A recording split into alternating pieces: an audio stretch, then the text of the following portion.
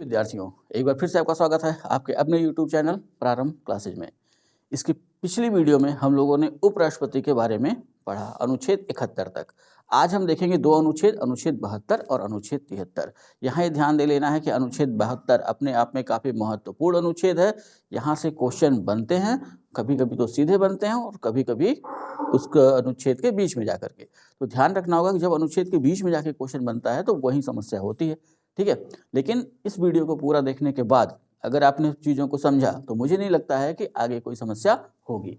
तो चलिए देर नहीं करते हैं, शुरू करते हैं अपना वीडियो। हम क्या पढ़ रहे हैं? संविधान का भाग 5 पढ़ रहे हैं। संविधान के भाग 5 के तहत अध्याय 1 पढ़ रहे हैं और अध्याय 1 कहाँ से कहाँ तक? अनुच्छेद 52 से लेकर अनुच्छेद 78 तक, ठीक है। अभी ध्यान रखना है कि भाग 5 जो है वो अनुच्छेद 52 से लेकर अनुच्छेद 151 तक है, संघ, ठीक है। 5 अध्याय हैं इसमें, हर अध्याय के बारे में हमको देखना होगा। पहला दूसरा काफ़ी महत्वपूर्ण है, इस दो के बारे में पूरी जानकारी रखनी होगी। चलिए वीडियो को आगे बढ़ाते हैं और देखते हैं अनुच्छेद 72। अनुच्छेद 72 कहता क्या है? क्षमा आदि की और कुछ मामलों में दंडादेश के निलंबन, परिहार या लघुकरण की राष्ट्रपति की शक्ति। ये तो संविधान के अनुसार जो दिया गया है वो है, लेकिन आम भाषा में जैसे समझने के लिए या जब हम पढ़ाते हैं तो ये कहते हैं एक लाइन में राष्ट्रपति की क्षमादान की शक्ति। तो क्वेश्चन भी ऐसे पूछेंगे जैसे पहले जो क्वेश्चन बनते थे या अभी भी क्वेश्चन बन रहे हैं कि राष्ट्रपति की क्षमादान की शक्ति किस अनुच्छेद में? तो अनुच्छेद 72। राष्ट्रपति से संबंधित 3 अनुच्छेद पूरी तरह याद रखना है। एक, राष्ट्रपति की क्षमादान की शक्ति अनुच्छेद 72, एक राष्ट्रपति की शपथ अनुच्छेद 60 और एक राष्ट्रपति के ऊपर महाभियोग लगाने की प्रक्रिया अनुच्छेद 61, ठीक है। तो इतना पूरा सेट करके रखना है। अब यहाँ से ध्यान रखना है कि राष्ट्रपति की क्षमादान की शक्ति अनुच्छेद 72। लेकिन अब वो क्या कर रहे हैं, उनको पता है कि आप पढ़ते पढ़ते इतना सब पढ़ रहे हैं, तो अब इसको हटा देते हैं, अब पूरा रखते हैं। क्षमा आदि की और कुछ मामलों में दंडादेश के निलंबन, परिहार या लघुकरण की राष्ट्रपति की शक्ति अनुच्छेद 72।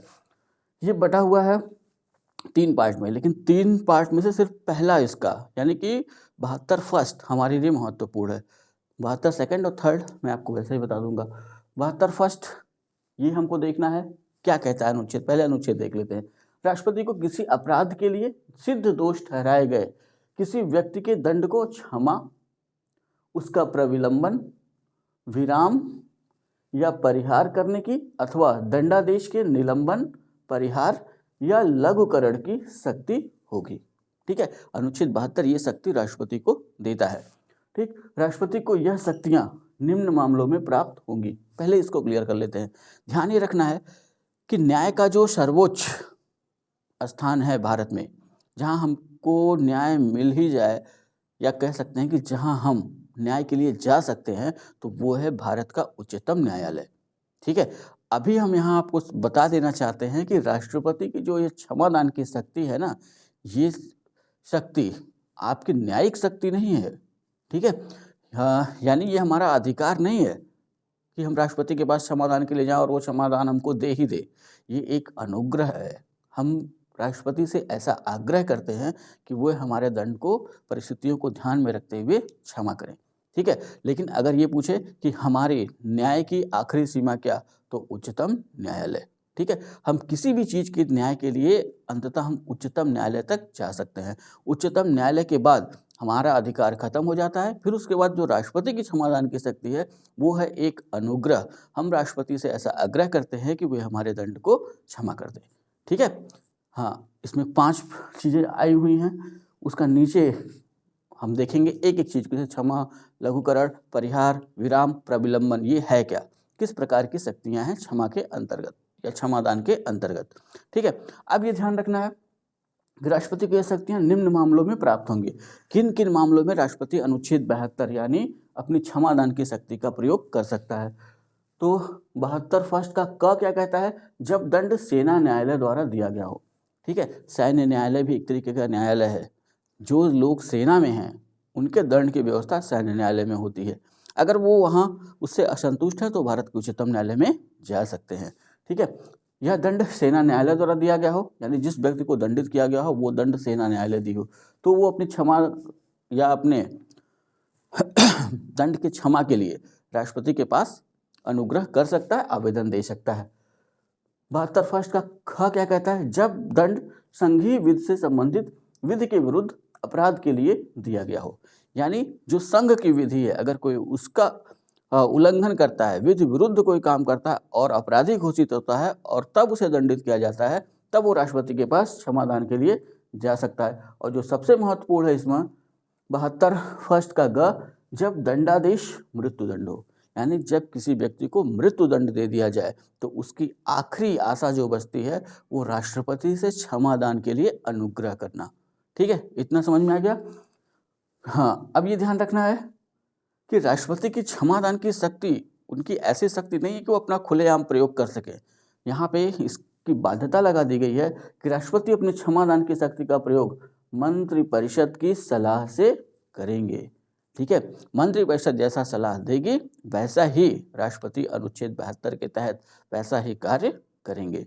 ये ध्यान में रख लेना है। ठीक, अब ये ध्यान रखना है कि 72 सेकंड और 72 थर्ड में दो चीज़ें बताई गई। जैसे 72 सेकंड में बताया गया है कि अगर सेना न्यायालय द्वारा किसी को दंड दिया गया और किसी सैन्य अधिकारी ने उसको क्षमा कर दिया है तो 72 पे उसका प्रभाव नहीं पड़ेगा। यानी यहाँ कहने का मतलब ये है कि जैसे 1-2 साल का किसी को दंड दिया गया सैन्य न्यायालय द्वारा और वो सैनिक अपने से व उसी सैन्य न्यायालय में जो ऊंचे जज हैं उनसे अपील करता है और वो या अपने अधिकारियों से अपील करता है और वो उसके दंड को क्षमा कर देते हैं, तो ये अनुच्छेद 72 का उल्लंघन नहीं माना जाएगा।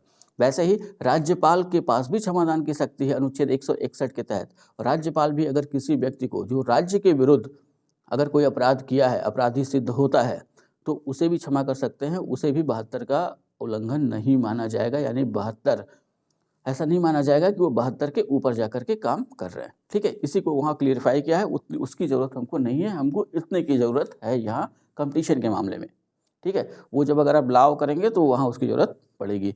अब ये ध्यान रखना है, जो 5 शब्द यहाँ पे आए उनको देख लेते हैं। जैसे पहला आया क्षमा, तो यहाँ दोनों चीज़ें ध्यान में रखिएगा, हिंदी और अंग्रेजी।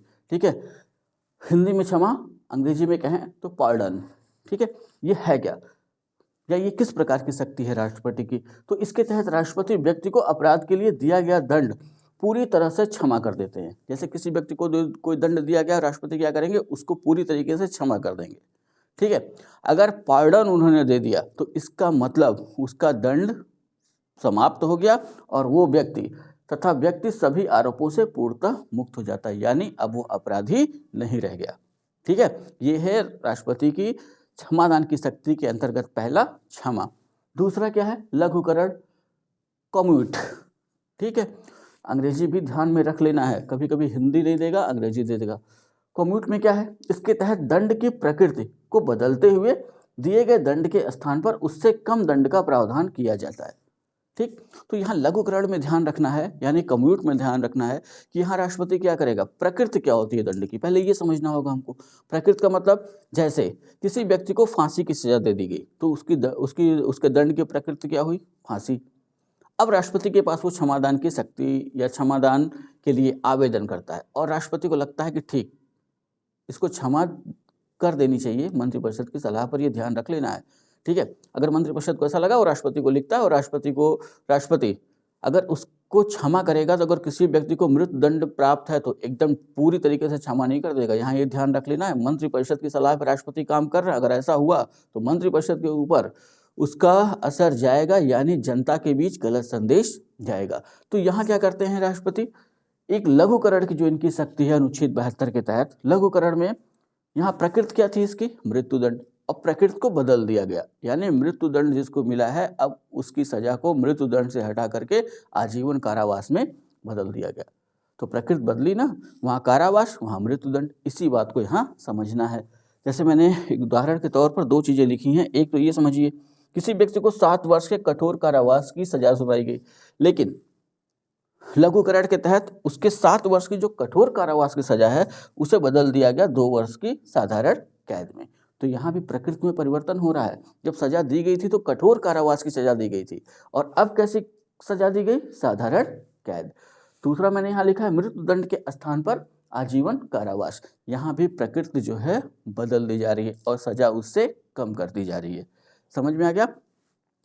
तीसरा जो अनुच्छेद 72 के तहत राष्ट्रपति को अधिकार है वो है परिहार यानी रेमिट, परिहार रेमिट, इसके तहत राष्ट्रपति को किस प्रकार की शक्ति प्राप्त है वो देखेंगे। इसमें दंड की प्रकृति को परिवर्तित किए बिना ही दंड की मात्रा को कम कर दिया जाता है। ठीक है, यहाँ पे प्रकृति नहीं बदली जाएगी, यानी अगर उसको 14 वर्ष के कठोर कारावास की सजा दी गई है तो 14 वर्ष का कठोर कारावास ही रहेगा, बस बदला क्या जाएगा, 14 की जगह पे 5 किया जा सकता है, 7 किया जा सकता है, 2 किया जा सकता है। तो प्रकृति नहीं बदल रही है, बस जो सजा दी गई उसको, वो सजा के वर्ष उनको कम कर दिया जा रहा है। ठीक है, तो वो क्या कहलाएगा, परिहार यानी रेमिट। जो चौथा है वो है विराम, रेस्पिट। ठीक है, ये कैसी शक्ति है, इसमें किसी विशेष परिस्थिति को ध्यान में रखते हुए दंड को कम या समाप्त कर दिया जाता है।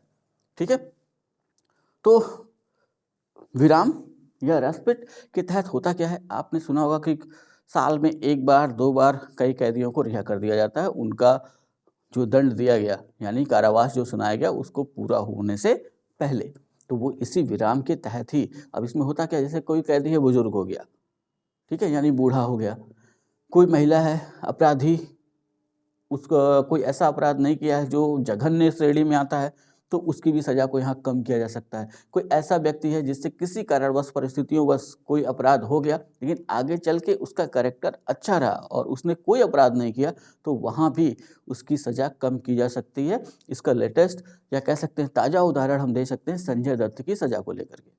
ठीक है, जहाँ उन्हें 3 या 5 साल की कैद हुई थी, उसकी सज़ा को कम कर दिया गया, 5 साल से 2 साल कर दिया गया। ठीक है, तो किसके तहत, विराम के तहत, यहाँ दंड को कम कर दिया जा सकता है या समाप्त कर दिया जा सकता है। जैसे किसी को आजीवन कारावास दिया गया, तो आजीवन कारावास दिया गया यानी कि जीवन भर उसको कारावास में रहना है, लेकिन देखा गया कि अब वो वृद्ध हो गया, अब तो अपराध कर नहीं सकता, तो उस कंडीशन में वो क्या करेंगे, उस कंडीशन में उस व्यक्ति को राष्ट्रपति के पास आवेदन देंगे, यानी एक अनुग्रह करेंगे और राष्ट्रपति विराम के तहत उसकी सजा को माफ़ कर देगा। अब ये चीज़ें सरकार भी कर सकती है। अब आपको पता ही है भारत की जनसंख्या 141 करोड़ से ऊपर हम लगभग 140-41 करोड़ के आसपास हम पहुंच रहे हैं। ठीक है, अब अपराध भी बढ़ रहे हैं, जेलों की संख्या तो सीमित है या जेलों की कैपेसिटी या उनकी क्षमता सीमित है, तो इस तरह देखा जाता है कि जो अपराध हुआ वो अपराध कहीं परिस्थिति जन्य तो नहीं है। परिस्थिति जन्य का मतलब दो दोस्त आपस में बात कर रहे हैं, कोई अपराध की मंशा नहीं थी, लेकिन अचानक से कोई बात हुई और दोनों में किसी बात को लेकर लड़ाई हो गई और एक ने दूसरे के ऊपर घातक वार कर दिया, या तो उसकी मृत्यु हो गई या वो बुरी तरीके से घायल हो गया। तो अपराध के बारे में सोचा तो नहीं था, ये कैसा अपराध हुआ, परिस्थिति जन। तो ऐसे अपराधों में देखा जाता है कि व्यक्ति अपराधी प्रवृत्त क्या है या अपराध इससे हो गया, तो वहाँ पे ये काम करती है। 5वीं की बात करें तो 5वीं शक्ति जो 72 के तहत राष्ट्रपति जिसका प्रयोग करते हैं वो है प्रविलंबन, रेप्राइव। ठीक है, इसमें क्या होगा, इसमें किसी विशेष परिस्थिति को ध्यान में रखते हुए दंड को कम या समाप्त कर दिया जाता है, अर्थात दंड को निलंबित कर दिया जाता है। ठीक है,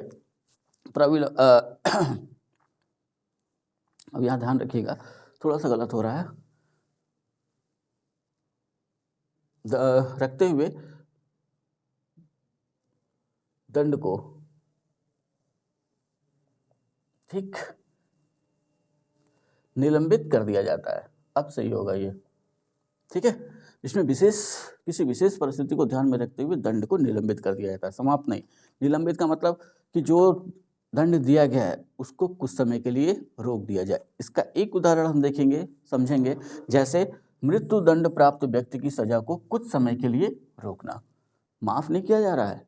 हाँ, कोई ऐसी परिस्थिति आ गई, मान लेते हैं किसी व्यक्ति को मृत्यु दंड दिया गया, अचानक से कोई ऐसी परिस्थिति आ गई या उसने उच्चतम न्यायालय में कोई या राष्ट्रपति के पास उसने क्षमादान की शक्ति भेजी, क्षमादान के लिए उसने अपना एप्लीकेशन भेजा और प्रविलंबन के तहत राष्ट्रपति को अगर लगता है कि अभी और मामले की जांच करनी चाहिए, तो हो सकता है कि वो उच्चतम न्यायालय से आग्रह कर ले, चलो भाई एक बार और देख लो। या कोई ऐसी परिस्थिति बन जाती है कि अगर अभी उसको मृत्युदंड दे दिया गया तो हो सकता है माहौल बिगड़ जाए, तो ऐसी कंडीशन में प्रविलंबन का प्रयोग करते हुए राष्ट्रपति क्या करेंगे, उसकी जो सजा है उसको निलंबित कर देंगे कुछ समय के लिए। और मृत्युदंड प्राप्त व्यक्ति के लिए हमेशा ऐसा होता है जिससे कि वो जिसको मृत्युदंड दिया गया है अगर चाहे तो आगे की कार्रवाई भी कर सकता है। ठीक है, आगे की कार्रवाई का मतलब कि उच्चतम न्यायालय फिर जाए और फिर से उच्चतम न्यायालय में पुनर्विचार याचिका दाखिल करे, कि एक बार फिर से विचार कर लिया जाए, इसी तरह। ठीक है, कभी कभी ऐसा होता है कि एक बार उच्चतम न्यायालय में पुनर्विचार याचिका दाखिल कर दी गई और उनका वकील तीसरी बार भी सोचता है कि कोई ऐसा प्रूफ मिल गया जिससे वो सिद्ध कर सके कि नहीं, जो अपराधी है वो अपराधी नहीं है, तो उस केस में भी वो प्रविलंबन के लिए राष्ट्रपति के पास एप्लीकेशन या अनुग्रह राष्ट्रपति से कर सकता है। ठीक है, और उस कंडीशन में राष्ट्रपति प्रविलंबन के तहत उसकी सजा को रोक देंगे तब तक के लिए जब तक कि पूरी तरीके से वो अपराधी घोषित नहीं हो जाए या निर्दोष घोषित नहीं हो जाए। जैसे संविधान की बात की जाए तो अपना संविधान आखिर इतना, लोगों का कहना है कि अपराधी जल्दी सजा नहीं मिलती है। तो जब संविधान बनाया गया तो डॉक्टर भीमराव अंबेडकर, इनका ऐसा विचार था कि सजा मिलने में देर हो जाए लेकिन किसी निर्दोष को सजा न हो। ये कारण है कि अपने यहाँ सजा सुनाने में थोड़ा सा समय लगता है। जब सारी परिस्थितियाँ, सारी चीज़ें देख ली जाती हैं तभी सजा जो है तय की जाती है। ठीक है, तो ये रही आपके अनुच्छेद 72। अब अनुच्छेद 72 के साथ साथ ध्यान में रख लेना है कि राज्यपाल की भी क्षमादान की शक्ति है। तो राज्यपाल की क्षमादान की शक्ति की बात करें तो वो हमको मिलती है किस अनुच्छेद में, तो वो है अनुच्छेद 161। तो राज्यपाल की क्षमादान की शक्ति अनुच्छेद 161, लेकिन दोनों में अंतर है। जब हम राज्यपाल वाला पढ़ेंगे तो वहाँ मैं लिखवाऊंगा, लेकिन अभी यहाँ सिर्फ मौखिक बता देता हूँ। ध्यान रख लेना है कि राष्ट्रपति अनुच्छेद 72 के तहत राष्ट्रपति को अनुच्छेद 72 के तहत क्षमादान की शक्ति मिली हुई है, वहीं राज्यपाल को अनुच्छेद 161 के तहत क्षमादान की शक्ति मिली हुई है। ठीक, दूसरा पॉइंट अगर ध्यान रखना है तो ये ध्यान में रखना है कि राष्ट्रपति मृत्युदंड प्राप्त व्यक्ति की सजा को क्षमा कर सकता है लेकिन राज्यपाल नहीं। ठीक है, राज्यपाल बाकी में क्षमा कर देगा, ठीक, लेकिन अगर किसी को मृत्युदंड दिया गया है तो वो उसको क्षमा नहीं कर सकता है। और राज्यपाल क्या नहीं कर सकता है, सैन्य न्यायालय द्वारा अगर किसी व्यक्ति को अपराधी घोषित किया गया है तो राष्ट्रपति क्षमा कर सकता है, राज्यपाल नहीं कर सकता है। ठीक है, राष्ट्रपति संघ के कानून के विरुद्ध किए गए अपराध के लिए अपराधी को क्षमा कर सकता है, राज्यपाल नहीं कर सकता। राज्यपाल किसको क्षमा करेगा, राज्यपाल उसको क्षमा करेगा जो राज्य की विधि के विरुद्ध अपराध किया हो। ठीक है, तो ये रहा आपका अनुच्छेद 72। और एक लाइन में देख लीजिए अनुच्छेद 73, संघ की कार्यपालिका शक्ति का विस्तार। तो अपने लिए इतना महत्वपूर्ण नहीं है, लेकिन यह ध्यान रख लेना है कि संघ की जो कार्यपालिका शक्ति है उसका विस्तार कहाँ कहाँ होगा। तो इस बारे में उपबंध बनाने की जो शक्ति है, अगर संघ की कार्यपालिका शक्ति का विस्तार, अगर उपबंध यानी नियम अगर बनाना हो तो कौन बनाएगी, तो एक ही तो संस्था है नियम बनाने के लिए पूरे भारत में, नियम संसद बनाएगी। ठीक है, वो चाहे तो इसकी कार्यपालिका शक्ति का विस्तार कर सकती है, लेकिन यहाँ पे ध्यान रख लेना है कि राज्य विधानमंडल की जो विधि बनाने की शक्ति है, यानी कि राज्य का जो विधान है या राज्य को जो शक्तियाँ दी गई हैं उसमें अनुच्छेद 73 के तहत संसद हस्तक्षेप नहीं करेगी। ठीक है, आपको पता ही होगा राज्य के लिए राज्य को कुछ अलग अधिकार दिए गए हैं कि वो अपनी विधि बना सकता है, केंद्र को कुछ अलग अधिकार दिए गए हैं कि आप इस पे विधि बना सकते हैं। तभी तो तीन सूचियों में बांटा गया है पूरे सिस्टम को भारत के। ठीक है, संघ सूची, राज्य सूची, समवर्ती सूची। तो ये बांटने का उद्देश्य क्या है, जो संघ सूची का विषय उसमें नियम संघ बनाएगा, तो राज्य सूची का विषय उस पर नियम राज्य बनाएगा, जो समवर्ती सूची का विषय है उस पर संघ भी बना सकता है, राज्य भी बना सकता है। लेकिन अगर राज्य द्वारा कोई कानून बनाया गया और संघ द्वारा भी कोई कानून बनाया गया किसी विषय को लेकर के और उस पर अगर गतिरोध होता है तो संघ द्वारा बनाया गया कानून ही मान्य होगा। ठीक है, तो ये 72-73 तक हमने पढ़ा। जब 74 से आएंगे तो 74 से शुरुआत होगी मंत्रिपरिषद की संघ की। ठीक, तो यहाँ 73 तक आप कंप्लीट कीजिए। ठीक है, और कल तो संडे है तो देखते हैं, अगर टाइम रहा तो कल भी आपको एक वीडियो दूंगा, नहीं तो अब कोशिश ये रहेगी कि हम लोग लगातार मिलते रहें। खुशखबरी ये है कि जीडी की वैकेंसी आ चुकी है, तो जीडी के लिए एक स्पेशल क्लास लेके आ रहा हूँ सिर्फ जीएस के लिए। ठीक, सारी महत्वपूर्ण चीज़ों को छोटे छोटे पॉइंट्स में देखेंगे, सबके लिए महत्वपूर्ण है वो, चाहे कोई भी एग्जाम दे रहे हो, छोटी छोटी चीज़ें भी काफ़ी महत्वपूर्ण होती हैं, उन पे भी ध्यान बना करके रखना है। वीडियो अगर अच्छी लगी हो तो लाइक करिएगा, कमेंट करिएगा और वीडियो को शेयर कर दिया करिए। चैनल को अगर अभी तक सब्सक्राइब नहीं किया है तो चैनल को सब्सक्राइब कर लें, साथ ही साथ अपने साथ के अन्य विद्यार्थियों को भी अपने चैनल के साथ जोड़ें। ठीक है, इतना तैयार करिए, मिलते हैं नेक्स्ट वीडियो में, तब तक के लिए जय हिंद।